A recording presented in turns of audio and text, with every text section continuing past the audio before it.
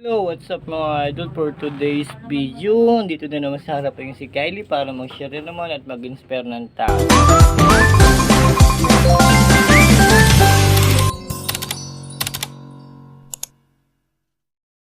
This is me, Kylie again mga Lodi. Welcome back to my channel.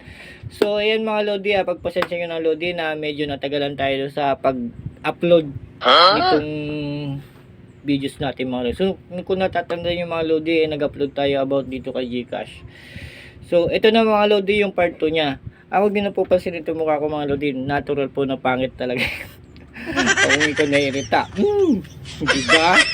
Diba hindi naman importante yung mukha, diba? Ang importante dyan, makatao tayo. Hindi tayo naglalaman ng kapatid. So ito na mga Lodi, ang topic natin Lodi ngayon is si Gcash. Kasi may nag-PM sa atin mga idol na gawan po natin ng part 2 yun. Kasi siguro nila na malaman kung paano ko ginawa yung pangutang dito kay Gcash. Kung hindi ka pinautang ng kaibigan mo, mga trabaho mo, mga kapatid mo, mga Lodi, maaaring itong gawin mga Lodi pang emergency lamang mga Lodi.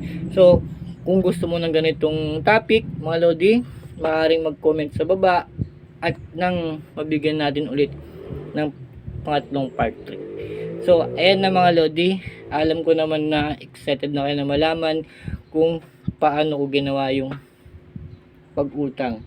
Uy, Gcash. Alam ko naman mga Lodi, kapag wala kayo talagang malapitan mga Lodi, Gcash nyo na yan. Kay Gcash lang tayo. So ito na nga